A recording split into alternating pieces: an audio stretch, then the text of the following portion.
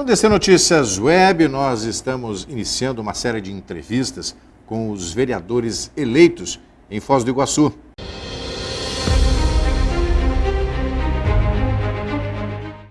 E hoje o DC Notícias Web recebe o candidato a vereador eleito pelo PSD com 2.000 votos. O candidato é o vereador Ney Patrício, que vai conversar conosco hoje no DC Notícias Web. Ney Patrício, seja muito bem-vindo.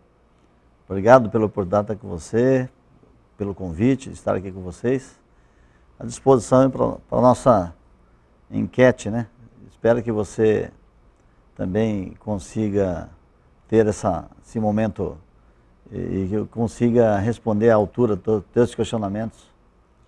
Antes de mais nada, gostaria de falar dessa votação. Como é que foi esse processo? O senhor volta para a Câmara mais uma vez, o senhor que aliás, também já foi presidente da Câmara de Vereadores de Foz do Iguaçu. Conta um pouquinho o porquê dessa volta para o Legislativo. A volta significa um resgate de um trabalho bonito lá do passado e que fiz um recuo em função de cuidados com a família, do meu trabalho, da minha profissão, das minhas empresas. E agora, me sentindo já oportuno, até em função da passagem pelo Executivo como secretário de Administração e também Fazenda, novamente me projetou e me deu uma condição melhor de poder disputar de novo. E com a autorização da família, em especial da esposa, senão não tem jeito, né? E a gente está voltando então para retribuir e contribuir um pouco com a sociedade, tudo aquilo que nós já aprendemos, aquilo que a gente já conseguiu fazer na vida, tanto no setor privado quanto no setor público, em especial nessa recente passagem pela Secretaria da Fazenda. Pois é, o senhor também tem uma experiência, além de já ter sido vereador no passado, presidente da Câmara, que a gente vai detalhar um pouquinho mais nessa entrevista. O senhor também tem uma experiência no governo, no atual governo do prefeito Chico Brasileiro, na pasta de administração, da Secretaria da Fazenda, que são duas importantes pastas do município que contribuem aí para o crescimento e desenvolvimento de alguns setores. Conta um pouquinho para a gente sobre essa experiência que também vem agora para vereador contribuir nesse trabalho. Olha, foi uma experiência espetacular, difícil, muito complexa, porque naquele momento que o prefeito Chico Brasileiro me convidou para ser o secretário de administração, ele também estava assumindo a prefeitura com uma situação bem caótica, deixada lá pelaquela gestão desastrosa anterior, e que nos deixou numa condição desfavorável para fazer um governo normal. Normal, em todo o mandato do Chico, certamente não foi. Já pegamos aquela situação, uma situação financeira bem complicada da prefeitura, com dívidas, com autoestima tanto do servidor interno quanto dos fornecedores e da cidade, autoestima em baixa, e as primeiras providências foi retomar essa credibilidade da prefeitura para com a sociedade, em especial com os servidores e fornecedores da prefeitura que tinham seus débitos atrasados. E aí foi trabalhado muito bem isso, as contas do município toda complicada, e nós conseguimos deixar isso em dia, mudando o conceito C, que é um medidor do Conselho Nacional de Financeiro, de C para A já em 2017, 2018 também conceito A e 2019 também fechado conceito A. Significa dizer que as contas foram recuperadas, foram ajeitadas e nesse período a gestão do Chico Brasileiro conseguiu avançar muito. Quando estava no pico, veio a nossa pandemia, essa pandemia mundial, que acabou atrapalhando todos, né? E todo mundo, é difícil você ouvir alguém dizer que não perdeu nada com isso. Certamente uns ganharam, outros perderam, mas a grande maioria perdeu mesmo. E aí atrapalhou então a sequência disso. Mas foi uma experiência muito boa porque conseguimos ver também por dentro do balcão aquilo que nós enxergávamos sempre por fora, do lado de fora. Eu sou um operador da classe contábil e também do direito, e aí utilizava muito os serviços dos diversos órgãos públicos, a exemplo da prefeitura, a exemplo da própria Secretaria da Fazenda, e aí você conseguia enxergar isso por dentro, entendendo que precisava mudar algumas coisas internamente para que o cidadão o pequeno empresário tivesse o seu tempo de espera mais reduzido possível. Esse foi o grande desafio. Trabalhamos muito afinco nisso. A inclusão digital, modificando os processos e tentando cortar etapas de processo, etapas desnecessárias às vezes, ou outras necessárias, mas que pudesse juntar com outra, para diminuir essa angústia do cidadão em esperar determinado resultado de um documento ou uma solicitação, e isso foi muito bem trabalhado. Conseguimos avançar também na inclusão de muitos serviços diretamente no site, também até no WhatsApp, implantamos lá nos últimos meses, que ainda estava por lá, um canal de comunicação do cidadão, do empreendedor, com a Secretaria da Fazenda diretamente, obtendo informações, sem a necessidade de ter que estar deslocando da sua residência ou do seu trabalho até a Secretaria da Fazenda, pegar uma senha, pegar uma fila. Isso tudo eu entendia, e também a pedido do prefeito Chico Brasileiro, que pedia sempre que nós tínhamos que trabalhar, fazer de tudo para destravar. Ele chamava, nós tivemos um programa de Destrava Foz, que foi um programa que em todas as secretarias foi feito um trabalho bem amplo nesse sentido. E aí a gente tentando reduzir essa burocracia imensa que tem. Ainda tem muita coisa, apesar do avanço, tem muita coisa para se fazer. Então, vindo para a Câmara agora, como legislador, como fiscalizador do Poder Executivo, vou trazer essa experiência para poder exigir do Poder Público, ou auxiliar, ou dar sugestões, de forma que isso continue nesse trabalho, que a Prefeitura tenha essa consciência, o respeito maior ao cidadão, que é o usuário do serviço público, que deve ser respeitado, sendo ele contribuinte ou não.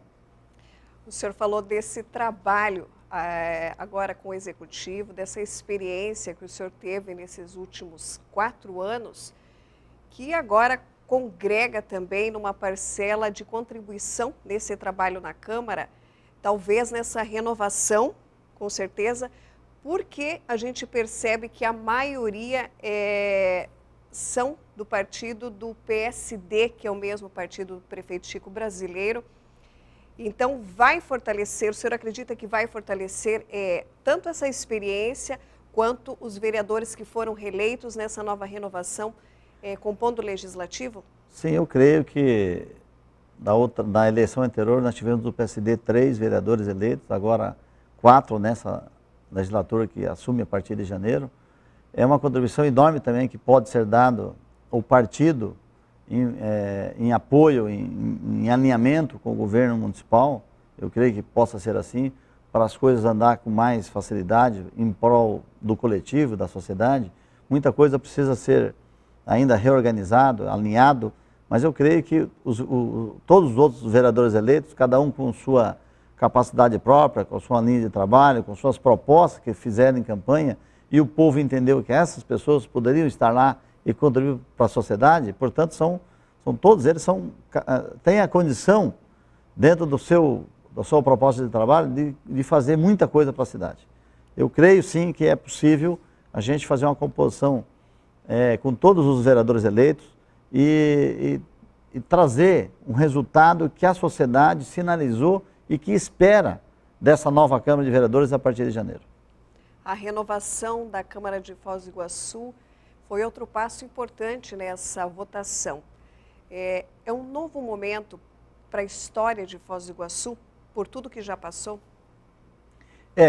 Eu sempre digo assim, olha, a Câmara, se fez um bom papel ou não estou aqui avaliando isso, mas a sociedade queria a renovação independente de quem estivesse lá no atual mandato. A gente ouve de uma ou de outra pessoa dizendo o seguinte, olha, você dizendo para determinado vereador da atual legislatura, olha, você fez um ótimo trabalho, para mim satisfeito, até votaria em você, mas a minha ideia, o que eu penso, isso dizendo ao eleitor, é que deve ser renovado. Portanto, eu não vou votar em você, vou votar em um nome novo para renovar.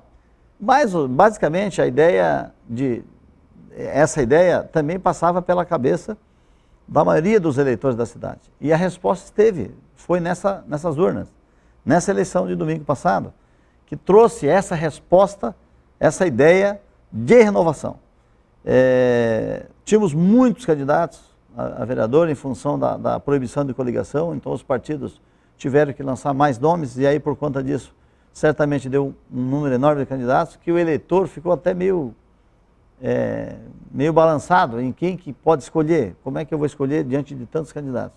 E aos poucos ele foi certamente vendo, assistindo durante uma campanha que foi limpa, tranquila, mas foi vendo quem são os candidatos que poderia então dar uma resposta à sua satisfação, o seu desejo de melhora da condição de vida e também para a cidade. Então, positivamente, eu creio que a Câmara vai fazer um trabalho bonito de respaldo à sociedade, de resposta a isso, aos anseios que ela esperava realmente. 2021, 4 anos, o senhor vai agora assumir em 2021. Qual é a linha a ser seguida pelo vereador Ney Patrício? Olha, eu, como estava dizendo agora há pouco, quero, nas minhas palavras iniciais, já sinalizei que o grande propósito é a gente trabalhar nas iniciativas que melhorem a condição do pequeno empreendedor, do pequeno, médio e grande empreendedor, da simplificação dos processos de obtenção de licenças, por exemplo, é um exemplo, sendo bem prático e objetivo nesse tópico, mas outras formas que dê condição do empreendedor gerar emprego e renda. Mesmo que ele não gere emprego, mas pelo menos a renda da família. O poder público tem essa obrigação de dar essa condição e deixar a livre iniciativa mais à vontade para o empreendedor ter o seu negócio mais à vontade, já que o número de empregos é cada vez mais escasso, o brasileiro é muito criativo, acaba tendo várias iniciativas empreendedoras e para isso o poder público também tem que ter um olhar diferenciado. E o meu trabalho vai ser também um pouco focado em cima disso. Logicamente que aquelas atribuições de praxe do vereador de fiscalizar a aplicação correta do recurso público, a verificação a adequação do orçamento de acordo com as necessidades e reivindicações das comunidades, a colheita de necessidade dos bairros, inclusive com decisões locais, a exemplo do orçamento participativo, que foi muito positivo, e que iniciado, aliás, pelo atual governo, e que nós não assistíamos isso lá no passado, apesar de a lei do orçamento participativo existir desde 91, ela não tinha tido essa oportunidade, e as comunidades regionais tiveram essa oportunidade de escolher o que é melhor para o seu bairro.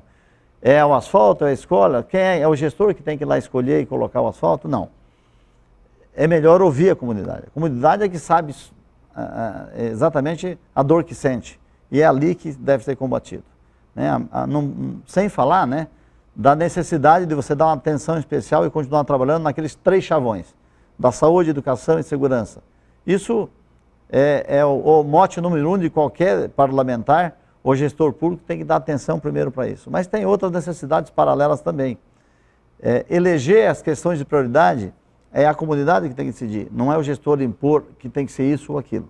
Então eu penso assim, então uma abertura maior, um trato maior, deixar a porta do gabinete aberta à população para a gente poder ampliar essa discussão do que é necessário, quais são as maiores reivindicações para poder então a sociedade, a cidade toda, ter um melhor qualidade de vida para todos, né? De certa forma, tudo que se faz é em prol do coletivo. Uma outra frente que tem que ser enfrentada é diante dos problemas que nós tivemos com essa pandemia, essa perda que o mundo inteiro teve, e muito mais para Foz, que perdeu mais e ainda está perdendo, em função do dano que essa pandemia fez exatamente para o principal motor econômico da cidade, da nossa cidade em especial, que é o turismo e as atividades que estão em volta disso, os reflexos disso, e que ainda vai demorar um pouco mais para se recuperar, diferente de outras cidades, vamos citar aqui como Cascavel, Medianeira, que quando a pandemia retomou, não normalmente, mas estava retomou automaticamente sem sentir muito. Porque é outra atividade que não dependia, por exemplo, de um turista que vem do exterior ou mesmo do Brasil. E nós ficamos, aí que nós percebemos e acabamos aprendendo, né, que muitos já falavam e previam, que qualquer situação de retrocesso do turismo poderia baquear a cidade. A pandemia fez isso, acabou deixando a cidade sem a principal renda dela, que advinda do turismo, e que vai sofrer um pouco mais para buscar essa recuperação. Nós temos que trabalhar então com a sociedade organizada, com o executivo, para criar alternativas, ou pensar tanto na questão do âmbito municipal, nas suas competências, mas também do Estado e da União Federal, do governo federal. Nós precisamos trabalhar essas questões, que é uma outra frente, já essa mais prioritária, mais necessária, já de imediato devemos trabalhar em cima disso. Candidato, nós gostaríamos muito de agradecer a sua participação conosco no DC Notícias Web, desejando muito sucesso no ano que vem nesse trabalho no Legislativo. Com certeza o senhor vai realizar um trabalho excelente, porque o senhor experiência tem de sobra. Desejar muito sucesso, que é isso que a população espera. Um olhar do poder público voltado às ações da comunidade, aos anseios da comunidade. Sucesso mais uma vez e muito obrigada. Obrigado pela oportunidade de estar aqui com vocês, de poder conversar. A gente fica à disposição para outros momentos em que for oportuno e por temas específicos ou gerais, a gente está aqui à disposição para esse enfrentamento.